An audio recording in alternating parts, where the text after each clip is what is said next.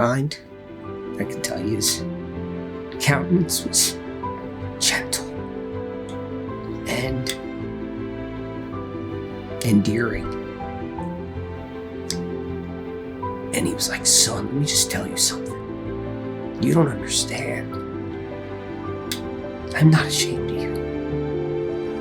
I'm pleased with you. I was diagnosed with prostate cancer, and I was doing a self-assessment, and I could do math. 60, we die in our 80s. We're going from the third to the fourth quarter, maybe even to the final 2 minutes. And I already know the score. I already know the outcome. And it is, well, it won't be long now. God, please don't let me suffer too bad. And I'm sorry. I'm not going to promise that I will get up at 5 o'clock tomorrow morning and read my Bible, because I am a liar. I'm not going to go to the altar again and say, oh, I'm sorry, I promise I'm going to do better. Because I am a liar. I've been doing this for 40 years. I'm probably not going to be any different tomorrow. That's when I did that assessment.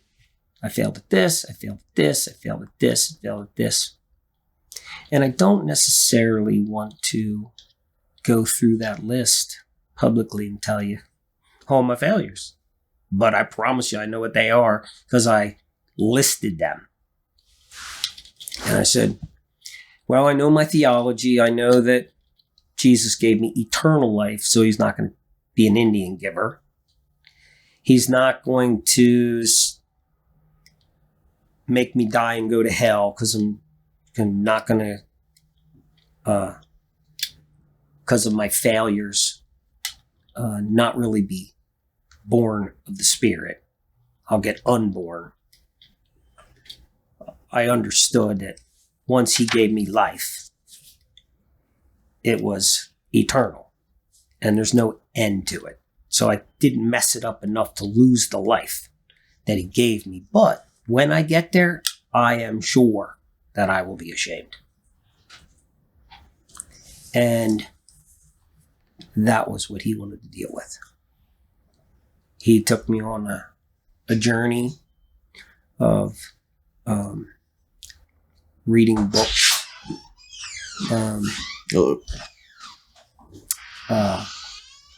Went to a retreat. I'm not taking the door back. Thanks. I had 10 weeks. I'm going to call it a sabbatical, where I lived in another town. I didn't go to work. It's just me and my wife. We had all kinds of time to not do our normal life. So the Lord had my attention. Man, it was amazing. The number one thing that he taught me was, come here, son. Don't just sit on my lap. You and I need to talk. I was so ashamed. I could not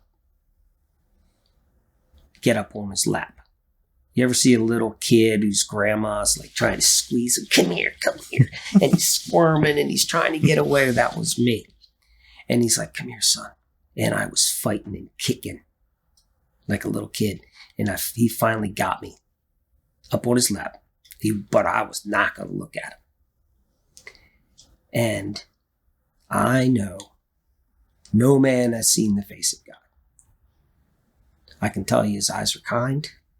I can tell you his countenance was gentle and endearing. And he was like, son, let me just tell you something. You don't understand. I'm not ashamed of you. I'm pleased with you. You've taken this assessment and you listed a whole bunch of wounds, a whole bunch of scars. Here's what they don't do. When a guy comes back from Afghanistan without his legs, the community and loved ones don't go, Well, you idiot. If you'd have been paying attention, you wouldn't have stepped on the IUD. You wouldn't have got your buddies killed.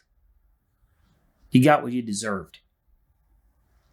They just don't do that because it was an unfortunate thing that they suffered, and they have compassion. You are in a wicked, horrific war, and your enemy hates you with a passion, and you have had some tragedies. You've had some wounds. And you carry scars. They do not define who you are.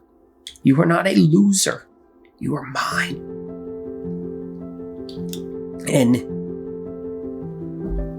he spent a bunch of time during that 10 weeks going over that over and over and over. And then he was like, are we done with this now? Can we move on?